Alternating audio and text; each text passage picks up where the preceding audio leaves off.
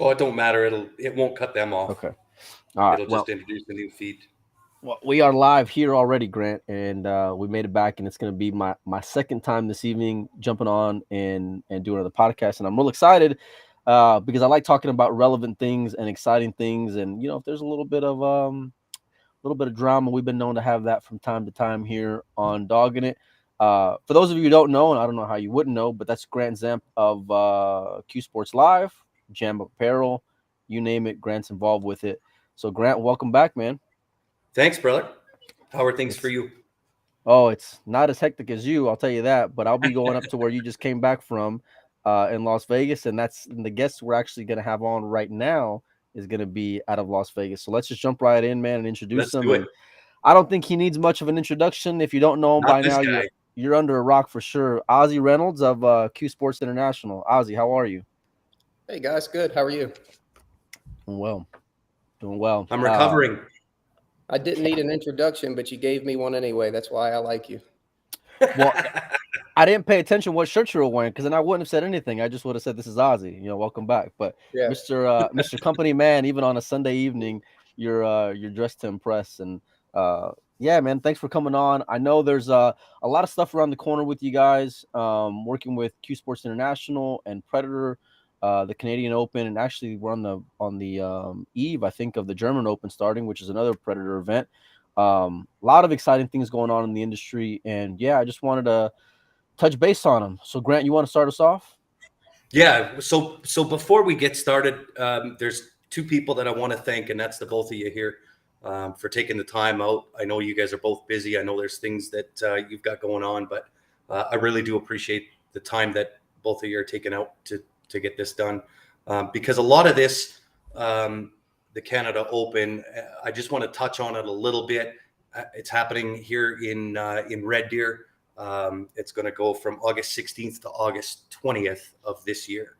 And before we know it, that event's going to be on us and we're going to be in the thick of it. So I wanted to come on and just kind of go through the event itself, what's entailed with it, what people can register for, and then kind of get into some questions. And this is where that drama comes from that you're alluding to, Mike, because there was a couple of days ago. Well, yeah, there's no drama anywhere, but there was some posts and things going on Calgary Pool Scene that some of the comments I could have addressed, I think, but I wanted to make sure everybody is aware, everybody knows what's going on, the thoughts and theories behind some of the things that people were commenting on. No, without a doubt. And one thing that I really appreciate about Ozzy is that he's kind of a head-on kind of guy, and he doesn't go and he doesn't shy away from anything. And he'd rather. One of the first times we ever interviewed him, one of the things that I took away was how open he was to direct questions, and that's something that I'm about because I don't like beating around the bush. But Ozzy, let's start off with some of the specifics about the event. I know Grant mentioned August 16th to the 20th. It's not just a amateur event; it's going to be a pro event alongside with it. Is that right? That is correct. What all can we expect come August out there north of the border?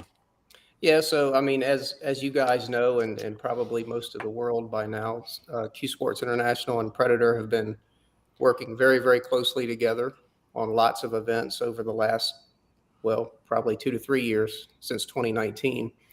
But last year we together launched the U.S. Pro Billiard Series. So we've had a series of events since last year. This pro event in Canada is actually going to be part of the World Pro Billiard Series. And CSI has less involvement in that, but since it's sort of right on our doorstep up in Grant's neck of the woods in Canada, we're going to be assisting, and we're also going to have a league event held alongside that. In addition to the Canada Open, there's, Grant, correct me if I'm wrong, the ladies Canada Open as well. Yep. So it's for us, Q Sports International, at the core of what we do, we're primarily a league organization. We're the parent company of the BCA Pool League and the USA Pool League. So the league event that will be held there is for BCA Pool League and USA Pool League members. And we have wanted a Canadian event for quite some time now. And we've run into a lot of challenges, COVID being one of them. We were very close, and then the world came to an end for a little while. And here we are. Largely, actually, Grant, I should be the one thanking you. Grant is hugely instrumental in this entire thing taking place. So thank you, Grant. Kudos to you. He was instrumental in securing the venue and some of the funding and logistics, and I could go on and on and on. But it's going to be nuts. I mean, we imagine, let's get a good venue and have a good league event up there. We did not envision a few years ago that our first event in Canada out of the gate would be something of this magnitude. So we're pretty excited about it. Yeah, that for makes those of you, that makes a few of us, that's for sure. yeah, and if any of you guys haven't been to any one of these CSI BCA events, it's something real special. And I've been fortunate enough to be able to go to Vegas the last few times, and it's an experience unlike any other in the industry. When you can go and pair a big time amateur tournament with thousands of people, and bring the big boys of the game, the pro players, along with it, and marriage it along with vendors and tons of other things. It's unlike any other, and I've been to a lot of places all around the country, and you guys have created quite an experience for anyone even remotely interested in the game. Oh, thank you for that. Which is where, I'm going to do the Canadian thing and just refer back to both you and Predator. As much as I might have been somewhat instrumental, I guess, in getting the venue and so on and so forth. I kind of get to be the lucky guy that gets to kind of attach onto your guys' coattail, because it's really, at the end of the day, it's CSI, it's Predator that put on all of these events prior to even a conversation with me. So it's really me and the guys that I have working with me that get to ride your guys' coattails. But this is the phenomenal part, is that it's when you have major players in the game be able to work together, and all for trying to achieve the same goal, like in synergy, or we're just focusing on riding that ship together, That's and it. The Predator Pro Billiard Series, for those of you guys who don't know, the Canadian Open, which is going to be the men's event, it's going to be 50,000 added, 128 players. Get your spot in the World 10 Ball Championship, which will be out there in Las Vegas. Ozzy, when is going to be the next World 10 Ball Championship? Next year, right? Yeah, it'll be part of the 2023 Q Sports International Expo in Las Vegas, and that's February 22nd is the first day of that event. Man, I don't know that I want to wait another 8 months, man. That's too long. That's too Well, long. so the one that we did just a couple months ago in March, so we did the 2021 edition in September because COVID delayed it, and 6-month turnaround to do another one. I can tell you, Mike, I was good with that. I'm sure you weren't, but I was. We are built and we are staffed to prepare for that event over the course of 12 months. To do that with a 6-month turnaround, I don't know if I want to do that again. I tell you what, like, quite an undertaking. It flew by. I remember leaving back in September and then thinking, oh, it's 6 months away. You think you got all the time in the world, and before you know it, it's the next weekend. And it's been a packed time pool, with just tons of things going on.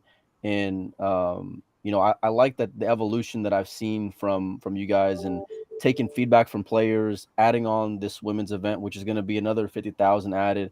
And Grant, correct me if I'm wrong, but these are going to be the biggest events in Canada that's ever been. Am I wrong in saying history? That? Yeah, you're 100% correct. And so when I first started talking to Karim about this, I think that was back in November, if my memory is correct. And we decided that we were gonna partner. We were gonna do this pro series, and we got really excited about it. And we kind of met those qualifications, I guess, fairly quickly. And then I come to find out that what we had discussed and what we had talked about really only included the men. And being in the province of Alberta, that was not going to fly. I would get skinned alive by the ladies here in Alberta if I was to only do a men's event. And so I had to go back to Karim and say, look, can we add the ladies element to this? And he turned around and he doubled what I was supposed to be doing as far as commitment level. So No big deal. for us, it was a no-brainer, right? I mean, we're really blessed in Alberta to have, you know, the number of players that we do. But there was no way that I could do just a men's event. It had to be both men's and ladies. How was that like logistically for you guys, Ozzy, bringing on these WPBA events and just adding on more to an already full plate? It's, actually not that bad. I mean, so there's more logistics, there's more planning, there's more personnel, there's more meetings and coordination.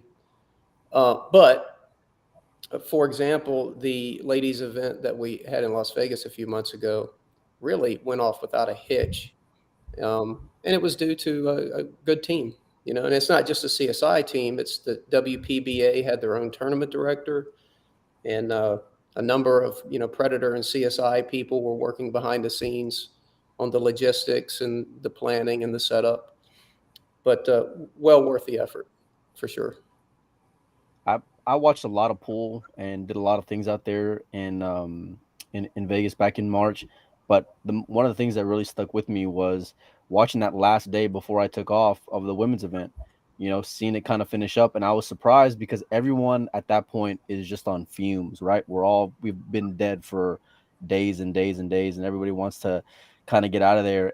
But the crowds that were still there, even when they're having shootouts, was mind blowing to me. And it really proves that the format is successful because, even though everyone's already been through the ringer over the last, 9 days or however long it had been, the fans are still sticking around, still there sweating the action. This is on the outside table, and it was like standing room only, and you're like 5 or 6 people deep all the way around that horseshoe that you had there. It was something to be seen. Yeah, some of the female players told me personally that they were over the moon thrilled with the way that event went down in Vegas because they're not used to playing in front of fans. The reality is, typically when you have a pro event alone, it's a pro event alone, and there's just not much in the way of spectators or fans, outside of maybe the Moscone Cup, one event a year. You just don't get much of that. So part of what we wanted to build with Predator and Grant and other team members is to not only do a pro event and not only do a league event, but bring all of that together, bring that synergy together so that the pros, men and women, have lots of fans. It's a more exciting event, but also that the league players have people to look up to and people to aspire to. That's how it works, and we believe that's how you do it correctly.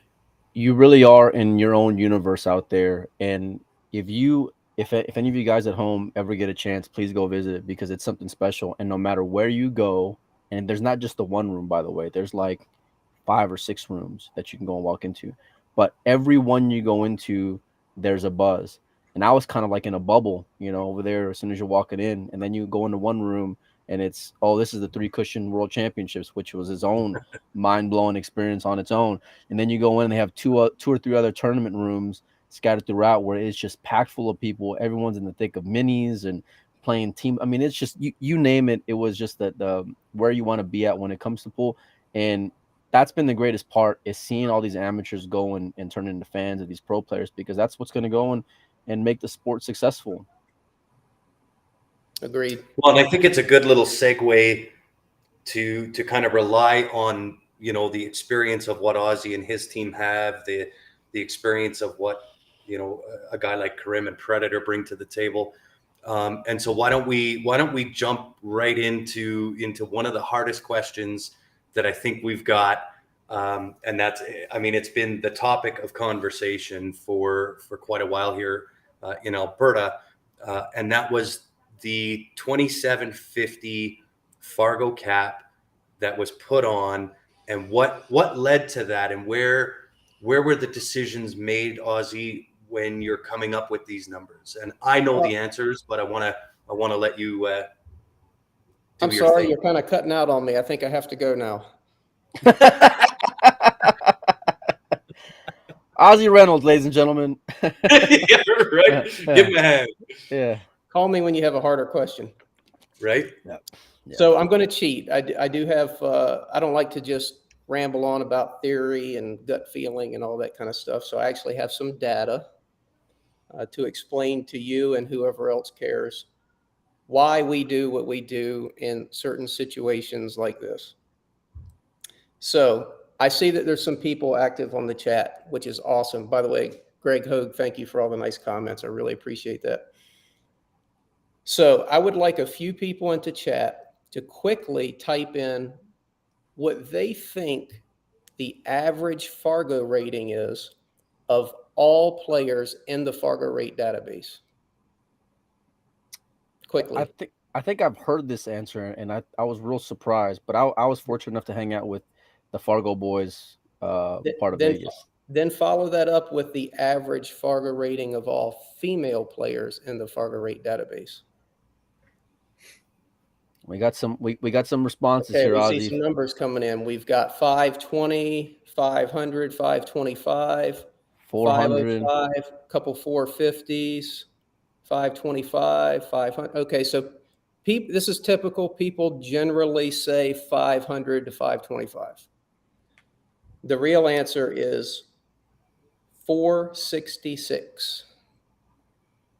That means about half of those players are rated higher than that, and about half are rated lower than that. The average female rating of all players in the Fargo rate database, and again, we're talking about tens and tens of thousands of players. The average female rating is 366, exactly 100 points lower. Okay, the next thing people are going to, the next comment we've heard is, yeah, but Canada's different. Players in Canada typically just play better. We have a higher level of play here in Canada. So, what is the average rating of all players from Canada that are in the Fargo rate data? And again, when I say in the Fargo rate database, it's 100 games at least. Throw out all players that don't have at least 100 games because that data is not totally reliable. So, and I'll just have everybody know that's listening, I got this answer wrong. The average. I like that. So once again, the average Fargo rating of all Canadian players in the Fargo rate database. Most people are saying the same. So I'm going to concede the point temporarily that it's a little higher. The average rating of all Canadians in the Fargo rate database is 499. So about a 30-point difference. 33 points higher than, let's just say, the rest of the world. So that probably proves their point, right? By the way, the average Canadian female rating is 391. It's about 25 points above everyone else in the rest of the world. So if you stop there, you'd think, well, that proves the point. Canadians are better pool players. Not so fast. I don't think you want to go there because I talked to Damien earlier and Damien wasn't having it. Damien said for a fact some Canadian players were overrated. I'm just saying, Damien called me from Germany earlier and he was firing some shots. He said they may be overrated. I'm just saying. Yep. Anyway, but you notice he fires those shots when he's not on the air. I told him, I said, I'm going to screenshot it. Yeah. Yeah. So Canadians, we love you. I love you. But I'm going to bust your bubble just a little bit. You're not all that special when it comes to pool player ratings. And I'm going to explain why. Yes, if you look at the data in the Fargo rate database, the Canadian players are averaging about 33 points more than the rest of the world, and the female players are averaging about 25 points more than the rest of the world. However, when you dig deeper, you find out a very good reason for that. We don't get, and when I say we, I mean CSI and Fargo rate, we do not get as much league data from Canada as we do in other parts of the world. Fargo rate developed a league management system several years ago that, by the way, CSI makes available to all of its leagues at no cost. And that is the way to get league data reported to Fargo Rate. So most of the data that Fargo Rate gets from Canada comes from tournaments. A lot of these tournaments are like Vegas and other high-profile tournaments that get reported to Fargo Rate. And as we know, those types of tournaments tend to draw out the more competitive, higher-rated players. The result of that is you get a skew of the data. That's not theory. I'm going to prove that point. So I randomly picked 6 leagues that we have in Western Canada, 3 of which do not report their league data to Fargo Rate, and 3 of which that do. And they're all in the same basic region, Western Canada. League 497, I'm looking at my notes, I'm cheating. League 497 does not report its league data to Fargo Rate. The average rating of all players in that league with at least 100 games is 541. League 624 does not report its league data to Fargo Rate. The average rating of all players in that league is 540. League 539 reported a little bit, but then decided not to report anymore. The average rating in that league is 504.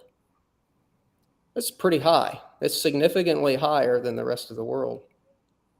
Now let's look at the next 3 leagues that do report its league data to Fargo Rate. League 1859, average rating 475. 1981, average rating 482. League 186, average rating 445. All of those numbers are in line with the rest of the world, which is a 466 threshold. We can also see this effect play out in different states across the US. So for example, we get a lot of league data from some states and not very much from other states for a variety of reasons. Ohio, Arizona, California, Michigan, Florida, we get tons of league data. Those averages are 468, 456, 461, 458, 447. Then we have some states where we get very, very little league data, if any at all, like Virginia, Minnesota, and New Jersey. Those averages are 484, 495, and 492. Kind of similar to what you'd see in the Canadian regions that don't report. So I encourage everyone to ask a simple question. Is there something really different about Canada than other areas? Is it the weather? Is it some magical force floating around the Western Canada that makes you play better pool? Are there tons of instructors living there making people play better?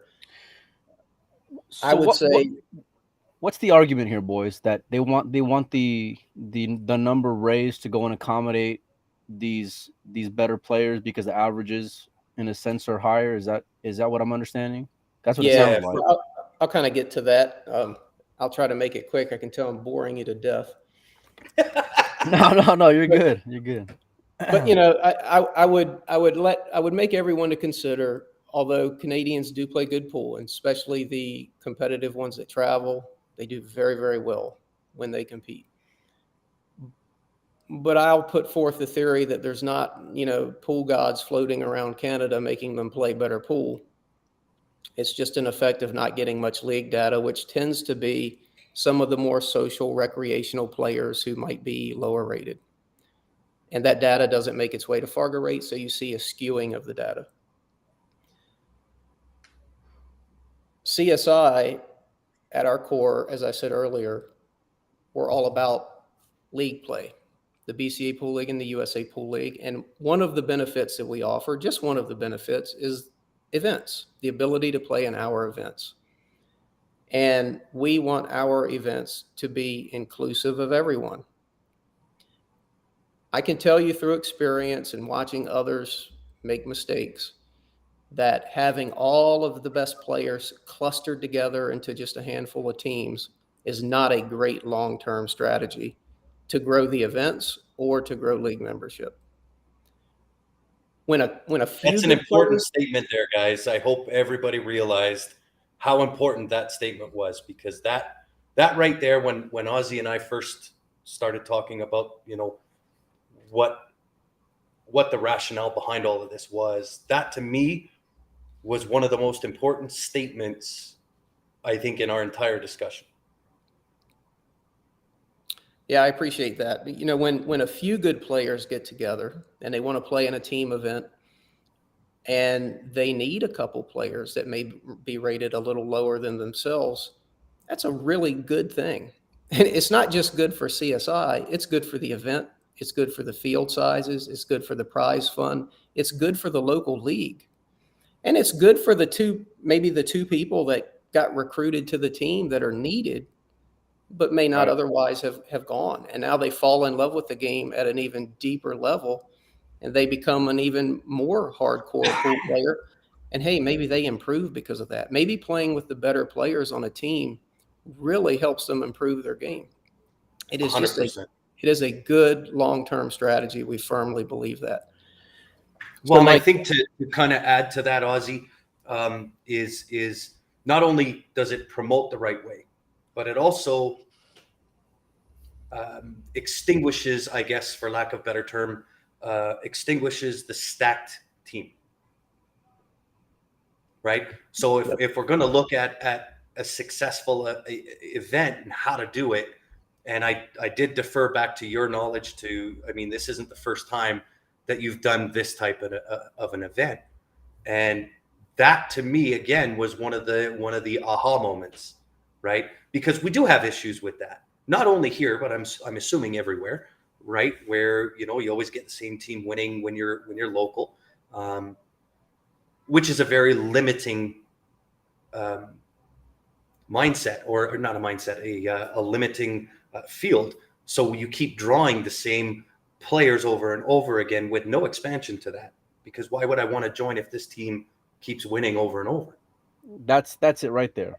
Why the hell would anybody want to go and join or start new or go and even have an Yep, interest in thinking that they got a shot if they know they're drawn dead from the beginning because they're up against it with the stack team? absolutely. so Mike, you asked a question earlier. What's the argument here? So there's been some comments. This is not new, by the way. I mean, we experienced this in other regions of the U.S. when we come up with our team caps, and now it's Canada since it's our first event there. But the question is, we can't possibly form a team with a 2750 cap. Me and my team play in league together, but we're going to have to split up to come to this tournament. You hear comments like that. And they'll say, why can't you offer a division that's a 3,000 limit instead of, 2,750? The percentage of players that are 600 and above is very, very small compared to the rest of the pool playing population. So we had to ask ourselves, how do we want to structure this event? How do we get maximum participation? How do we get these players to truly be teammates and help Yeah. each other come along? Do we want an event that just simply draws out the 600 plus guys No. event after event after event, or do we want to grow it for the benefit of everyone, including the league operators back in the local hometowns? Well, and I think So, it's even bigger than just the event. It's, to me, it's a mindset that I think we've become so familiar with, or so comfortable with in pool, that we tend to resist the change when we see it. And it's one of the things that I really like about this partnership that, CSI, Predator, myself have kind of put together in putting this event on. And I mean, it's pool's been the same for so long. It's like we're beating our heads against the wall so that when we stop, it feels good. You know what I mean? And with what we're trying to do, it's about participation. It's about getting people out and let's put on something different. Can I ask a question here, boys? Because I'm completely ignorant because I don't play a whole lot of leagues. So I'm looking here at this ad, right? And I see 1, 2, 3, 4, 5 different options here: Scotch doubles, 8-ball singles, 8-ball teams, 10-ball singles, junior singles. So I'm assuming these are going to be all the options available for that amateur event. Am I wrong in asking that or thinking that? You're 100% correct. So 1 out of 5, meaning this is all these complaints are strictly as it pertains to the team event. So I'm assuming all these 600s still have a chance to go and play in all these other individual events. Is that fair? That's correct, but I would add on to that the 600s, the 650s. Heck, if you're a 720, you can play in every division that you see listed there, just not together, right? It doesn't serve the best interest of the event, the leagues, or the organization to have 5 700s on a team, or even 5 600s, because what you end up with, when we first switched to Fargo rate and had to come up with team limits for all of our events all across the U.S., we knew that a cap of 3,000 was not a great strategy for the state and regional events. However, we also knew that there was, or at least it felt like there was a certain demand for that. Like, you will have some teams with lots of good players clustered together, and let's give them an avenue to play too. So we did that. We would have a platinum division and a gold division. You can't see it because I'm at home today, but if I were in my office, I could show you a shelf full of platinum team division plaques that have gone unused because we had to cancel the division due to lack of interest. You'd get 3-4 teams register, and everyone else would register for gold. And one canceled a platinum event after another, and finally we said, this makes no sense. Just make it 2750. And we've done that just about in every single event we've run over the last year and a half, 2 years. And it's worked great. They've all grown. The higher rated players can still play, just not all together. It's really that easy. So is this number across the board when it comes to CSI pool leagues? So no matter what state you're in, that's going to be the average? No, we do have an event or two that we do in collaboration with others, whether it be an advisory committee in the state or maybe it's an affiliate organization. And we kind of have this give and take, and we capitulate a little bit in some cases. But the fully run CSI events, when it's totally our decision, and by the way, when the data makes sense, 2750 is pretty typical. If we go into an area and we have data at our fingertips to indicate that 2750 is too low, the number will be different. We make decisions based on data and experience, and sometimes local knowledge. It's not so you guys are taking where these Fargo rated players are signed up out of their city and state or whatever, and you guys can break it down by that area and get an average of that area, that state, that town, whatever it may be. You can break it down that specifically to make a fair call. Yeah, further. I mean, we can look at every single sanctioned league we have in the area and look at the ratings that way as well. That's pretty strong. And so I didn't tell this to Ozzy, but I wanted to test his theory on the 2750. And so for anybody that's here listening from Alberta, this will be something interesting for you as well. So I had the Leather Pocket League, and Jeff won this. I asked him to go through, list out all the players that have ever played in that league, and I want an average Fargo rate of all of those players. Any idea what that number came to? 550. So I wanted to take it a step further and say, okay, is it different? Is there a difference between those that play league and those that play tournaments or events? And okay, so hold on, time out a minute, Grant. So 550, yeah. right? Is 550 is what you're saying. How many people are on the team? That's the entire league. Okay, so if That's the average all is 550, of the entire league. But when you go to a CSI event, you get about 5 players, right? So 550 times 5 is 2750. What's the cap that you guys are working towards? Correct. 2750. Correct. So it just proves that, and Ozzy made this statement to me, and Not that I didn't believe Ozzy, and I hope you don't think that, but I had to double check for myself. I'm a man that also likes numbers. Numbers don't lie to me, right? But I wanted to see locally if that made sense, if that made the numbers work, and it does. All league members in that league averaged out at 550. But again, I took it a step farther, and I wanted to see, okay, based on tournament play, does that number change? Is it any significant change to that number? And so I had him go back and do, I can't remember whether it was a full year, 6 months, he'll be able to answer. But for all of those that play in the tournaments, in the events, there was a change by a whole 4 points. Say that again. 550. 40 points. 4. 1, 2, 3, 4. Points. 4 points. Numbers So it don't was lie, a boys. 554 average. Yeah. Yeah. I mean, that's pretty remarkable. Yeah. I mean, it just lends credibility and lends itself for, okay, the numbers do make sense. And Ozzy didn't come at this with as Ozzy says, he doesn't come at things with a gut feeling and go, well, I think it'll be this number. It's based on statistical data. Well, and I'd like to add, it's not just Ozzy. I mean, there's lots of people. There's lots of people that discuss this and look at data. We work closely with Fargo Rate whenever we need more information.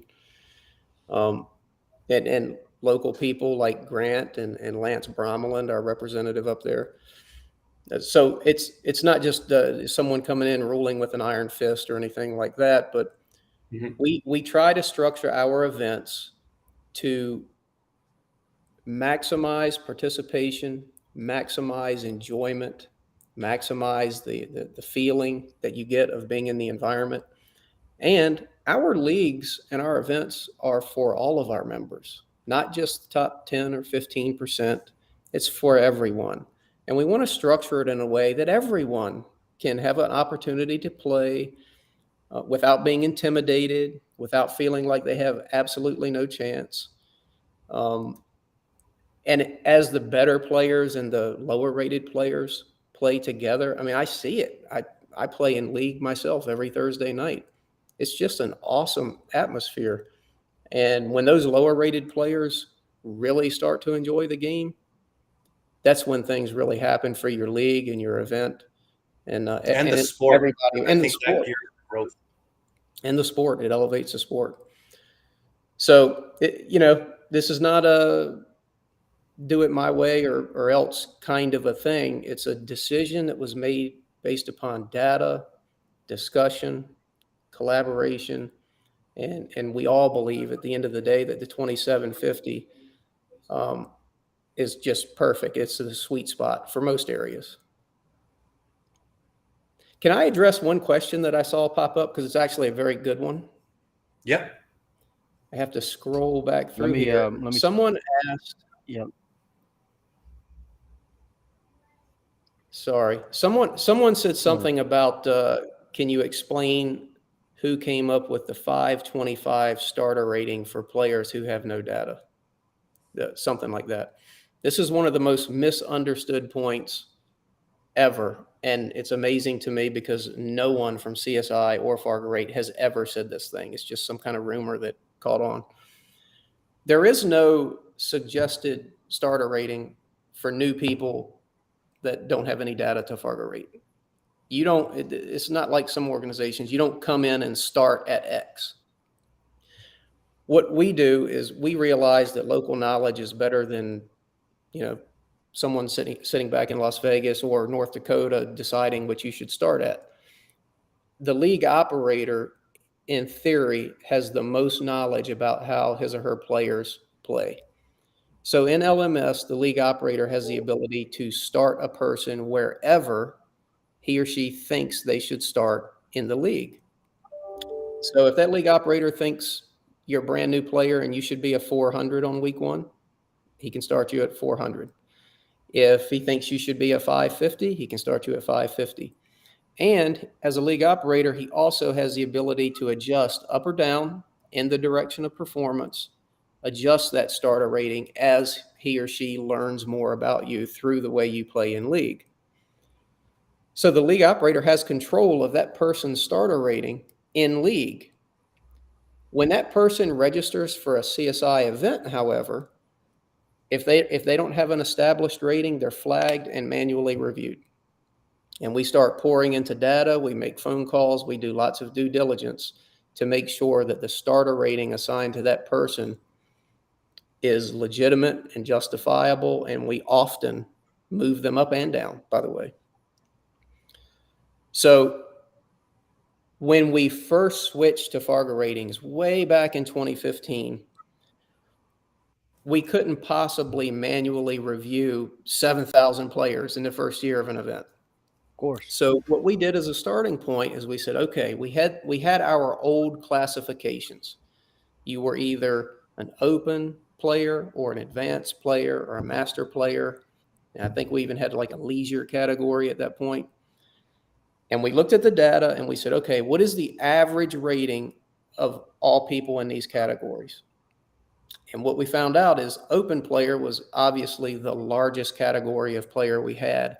And the average rating of all people in that category was 525. So in year one, CSI assigned a starter rating to all open players as 525 for the very first event. That's the start and end of the 525 myth. It wasn't that everyone who ever plays pool should start at 525. I still don't know how that caught on, but that was a long-winded answer to that question, but I thought it was important. Well, you it's did good great, to man. know the history of it too, right? Yep. I mean, here's how I'm seeing it. This is from someone who doesn't play a whole lot of leagues, right? But if that's the cap, that means that everyone you're going against is gonna be under that same umbrella. So it's not like you're gonna be at a disadvantage by having a 2750 team, because the team you're gonna be going against is still gonna be in that same range. So they're not gonna have a step above you. And if you play that great and you want to play on a team event, it seems like you got to go and have someone go and offset it by being a lower rated player, right? I mean, isn't that how it works, right? Because you get just Yeah. that number to go and balance out. I mean, it's not the craziest thing in the world to go and wrap your head around. It seems like I don't understand all the complaining, to be honest with you. But that's Well, just and what it again, is. we're not trying to shut anyone out, right? You see some comments that say, oh, we get punished for being better, or I can't play teams anymore. None of all of that could not be Right. farther from the truth. The reality is we know, based on experience and seeing it play out time and time again, when all the best players clump together, the event slowly dies. That's just a reality. And we don't want our events to die. We want them to grow and flourish, and we want to get more people into the game and more people into the sport. Well, and I think I can follow that up with evidence of exactly what you're talking about happening here in Alberta.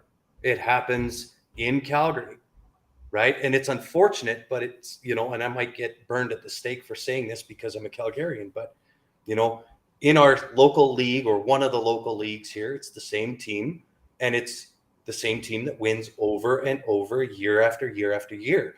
And the growth of that specific division doesn't happen.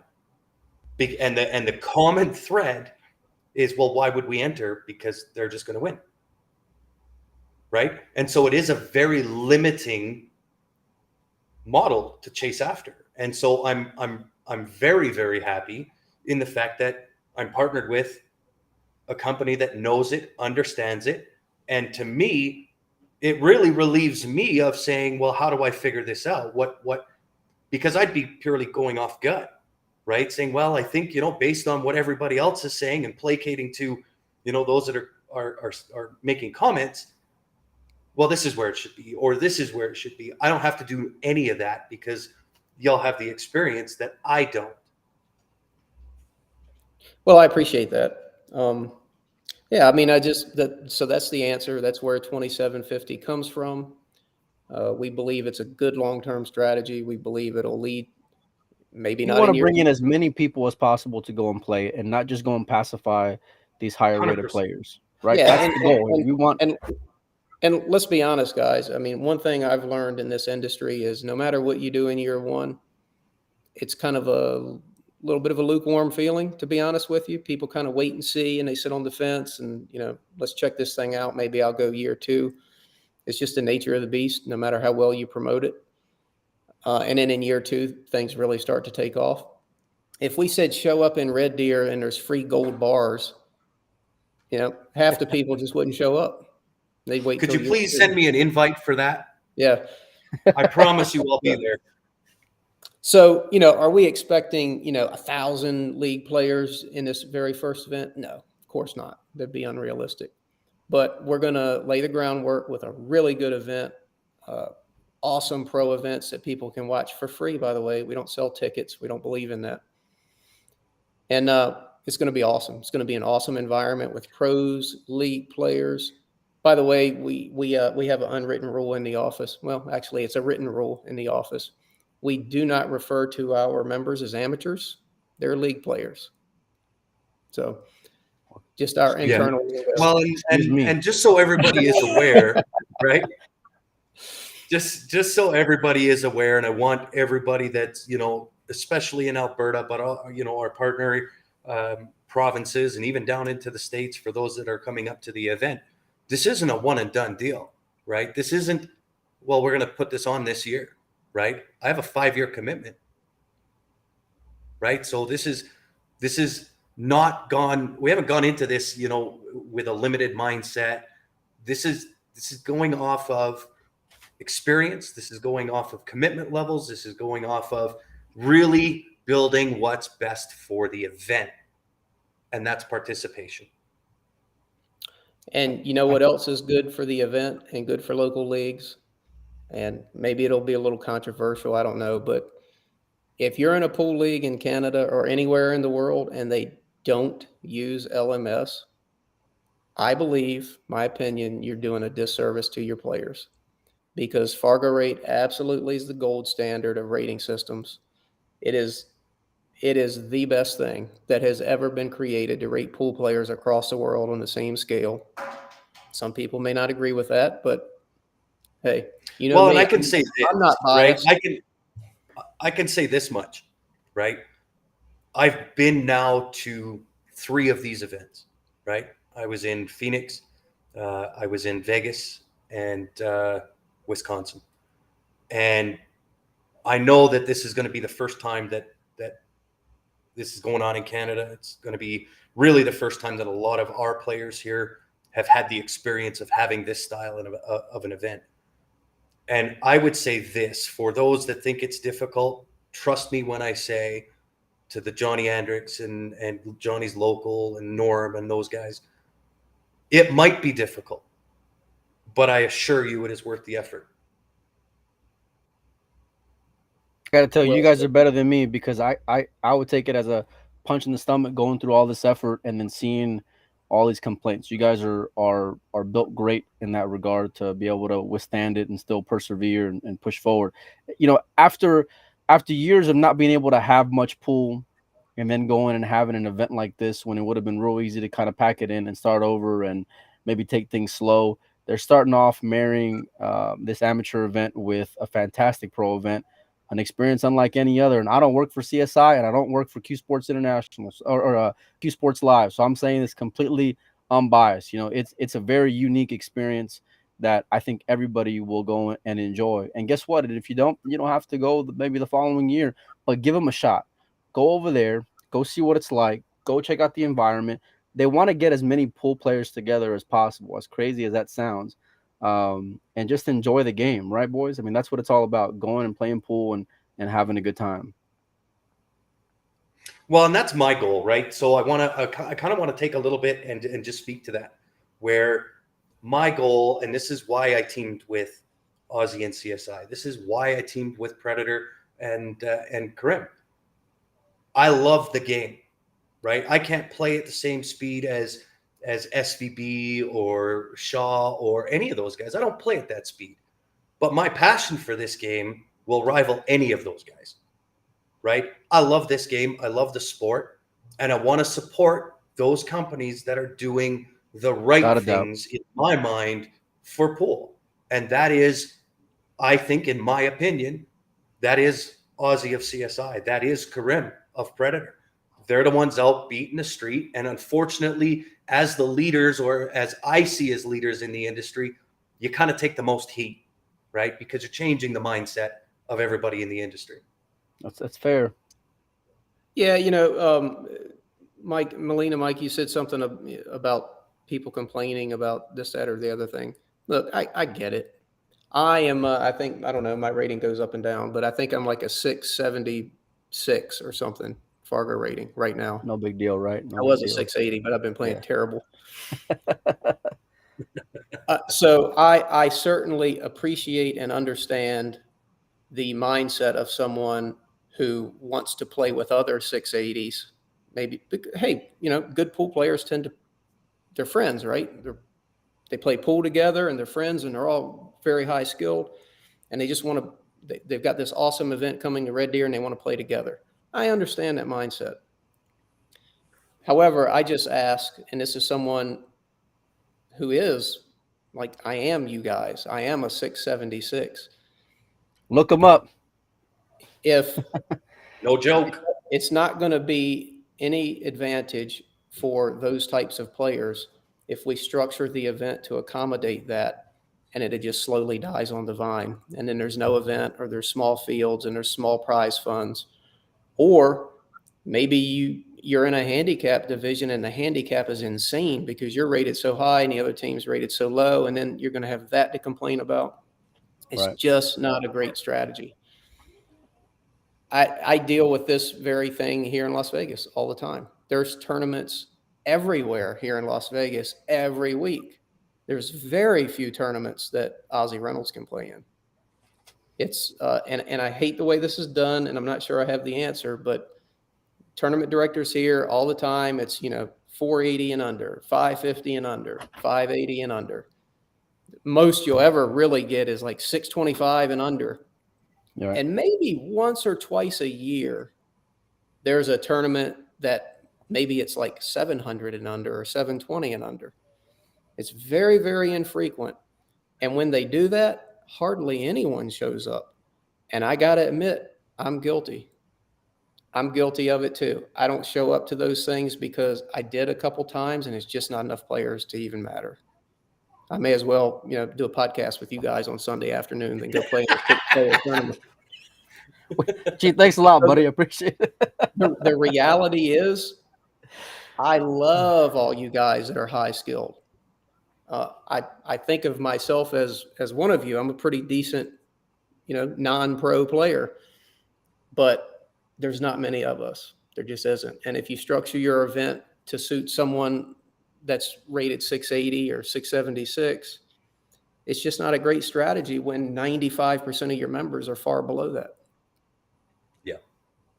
It makes sense. So I mean, it just does. I want to just answer one question here from Steve in the chat, because I think this is a good segue. Are you offering a one-time? Oh, it just bumped. Are you offering a one-time sanctioning fee for players that aren't sanctioned?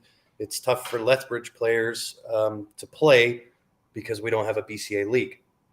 And so, if I may, Ozzy, I'll say this: that the requirements for Event 1 in Canada, in my opinion, Ozzy has reduced those requirements, knowing that it's in Canada, knowing that we were shut down for the majority of COVID, and it's 3 weeks, right? It's not a massive requirement. Yes, you have to be BCA sanctioned. We have an answer for that, and Ozzy, I know that this kind of puts you on the spot a little bit, I think, but I think you'll be okay with this in the fact that for those that don't have BCA sanctioning, that do want to come and play in the event, we have two options. The Leather Pocket League is running an in-house league for the summer. You need 3 weeks between now and the time the cutoff, which is August 8th, if my memory is correct, to register. You can also play online if you don't want to make the drive from Lethbridge to Calgary. The Q Sports Live, the CSL IPL, we now have permission from Ozzy to do a one-time, at this point, online 3-man team. So if you don't have sanctioning, there's ways we can get it done for you. And you're right, Grant. Thank you for bringing that up. Caveat, and what Grant said, there's caveat that he said that is important. If you truly live in an area that does not have a league, you're somewhere that just there is no BCA pool league, or there is no league that could be a BCA pool league, you do have that option. However, if you're located in an area that does have a BCA pool league, or a league that could easily join, we look at all of it. So just beware, this is not a bypass around leagues. We exist for the promotion of leagues and for the betterment of our league operators. That's what we're all about. But there is this option if you just truly have no avenue to qualify for the event. So you guys are doing a lot, it seems like, to try to make it as welcoming as you can for everybody up there, right? Yeah. And I promise you, I've got a small reputation here in Calgary, and I promise you guys, based on my reputation, this is not an event you're going to want to miss. Yeah, it's going to be great. Can I just briefly hit on the team format, because I think that's huge. 100%. So a couple years ago, I have to give credit to our Wisconsin advisory committee. They really pushed us to change our team format to get away from the old standard, double elimination bracket and go to, they were calling it round robin. We've kind of massaged it to be our own sort of thing, and we call it CSI group play. But it's the team event. All CSI team events outside of Vegas currently, we use the CSI group play format. So teams are put into groups of 5 or 6 teams. So there'll be a group. It's either 5 teams or 6 teams, ideally. And every team plays every other team in that group. That's stage 1. That's the group play stage. As all these teams play each other within the group, statistics and data is tallied, and the top 2 teams from every group advance to stage 2. There are also some wild card selections that are made from teams who did not finish in the top 2 of their group. The purpose for that is 2 purposes. 1, to fill out the final bracket, but more importantly, sometimes you just know that you're not going to finish in the top 2 as you get into that last match or second to the last match. Right. But if you perform well, you can make the wild card picks. So it keeps all teams performing to the best of their ability. And then in stage 2, it's a single elimination knockout of all the teams that advance from stage 1. And the beauty is no team is going to go 2 and out. Every team is guaranteed 4 or 5 matches in stage 1. And that usually goes all the way up until late Saturday night. So you really get a lot of bang for your buck then, right? You get a lot of play under your belt. It's a lot of play, and we do post-event surveys after every event. We email a survey out to everyone who participated, and one of the questions is, how they liked that format, and it's overwhelming, high 90s, high 90% that they loved it. And our events have grown quite nicely, partially due to that team format. Well, I'm excited. I don't even live in Canada, and I like, the one thing that I really respect about you guys are open to seeing the questions online and answering them head on, because it's real easy to kind of get stubborn and just pretend like your head's under a rock and, kind of like one of these take it or leave it kind of attitude. So it takes a lot of, I don't want to say it, but it takes a lot of guts to go and get on here and kind of address it for everyone, and respond to the chat and things that have been building up for the last few weeks online. I think what people need to go and try to focus on are the positive things, and it's a fantastic event with a lot of added money, a lot of people getting together, a lot of people playing pool. For what are the dates going to be, like 5-6 days?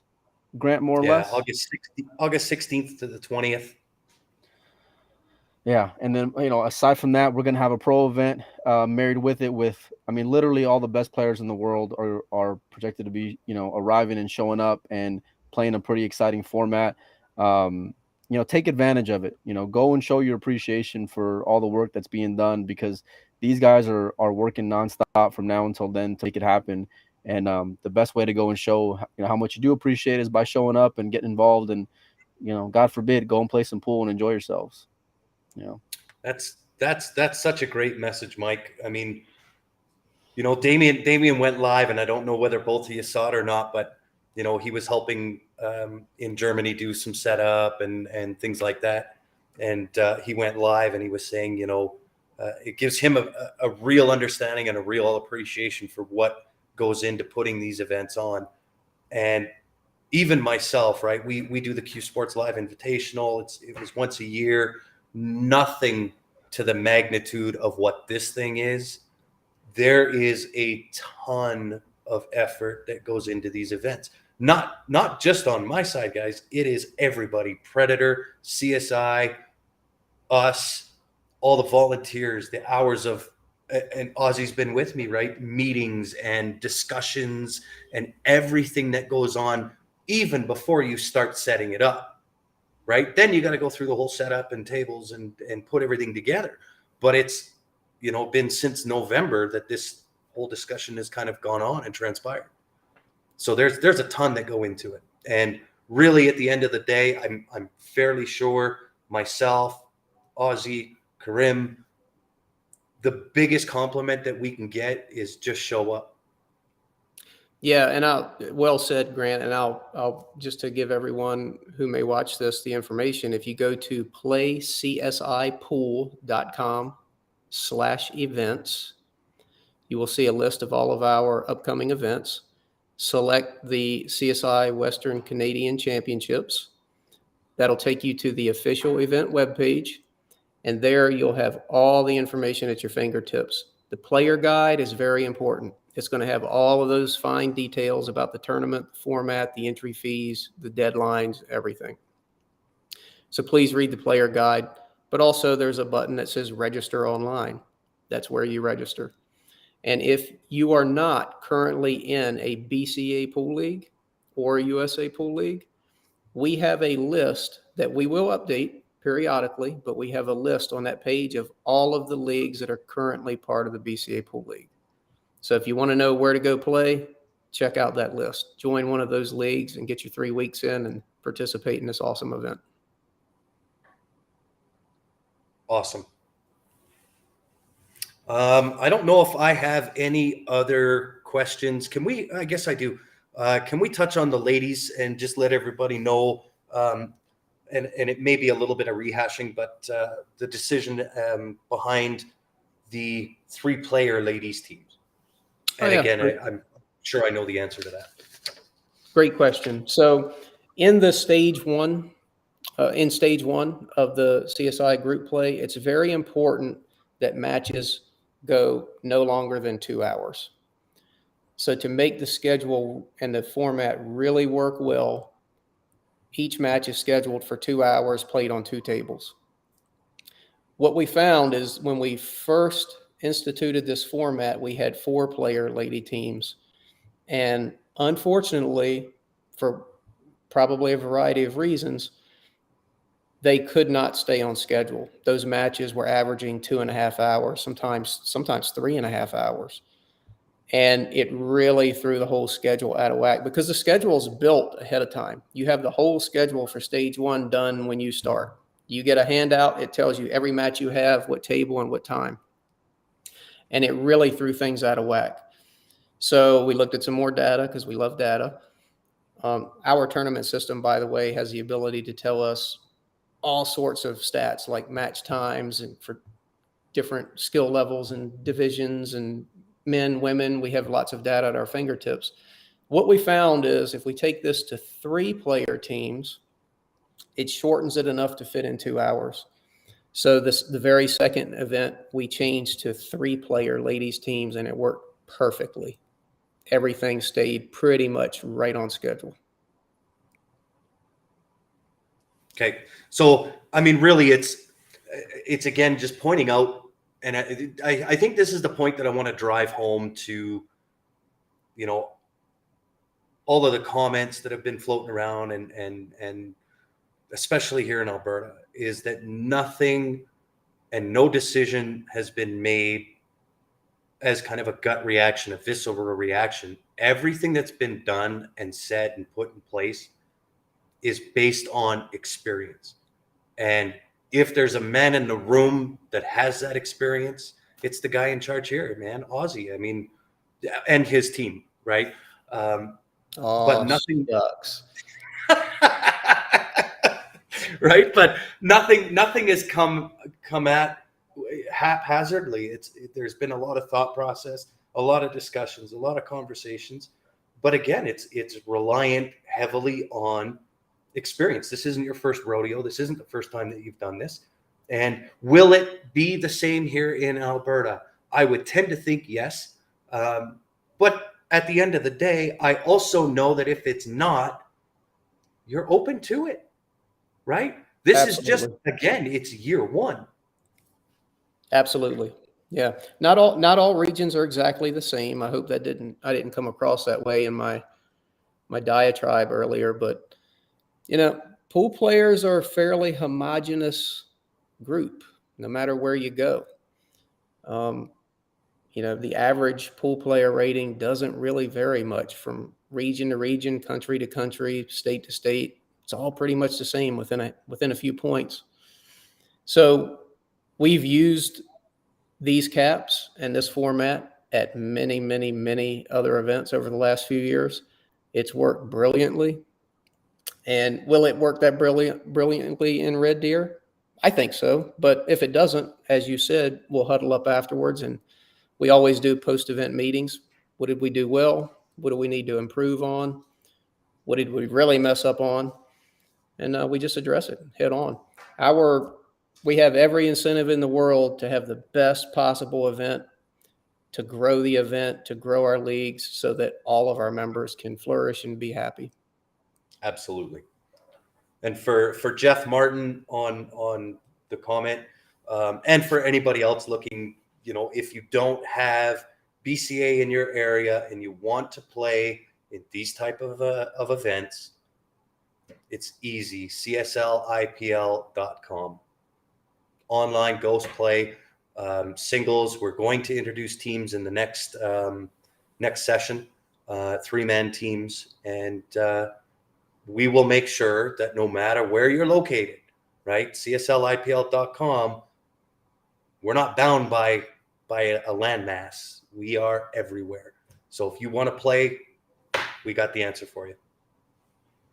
Well, I'm excited, boys. Looks like it's going to be a good time, and the more players, the merrier, right? Yeah.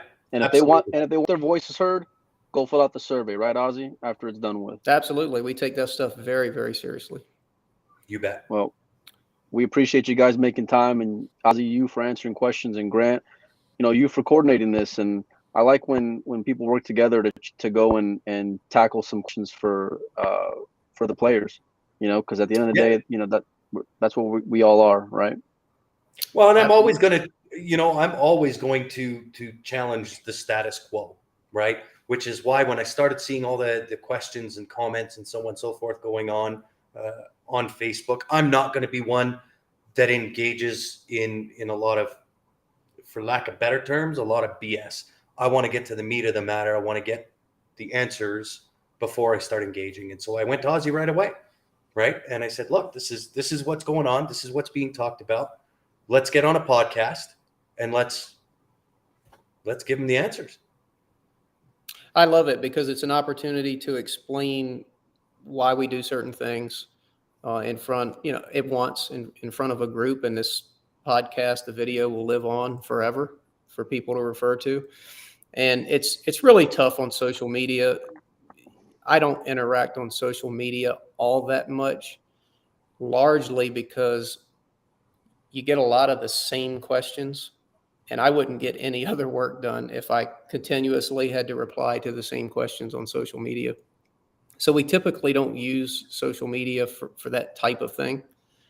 But formats like this, platforms like this are excellent to be able to answer these questions. And I know you guys want to go. We've been on for a little over an hour now, but I love tough questions. So anyone on the chat, if you think you've got a really tough question, here I am. I'll answer it.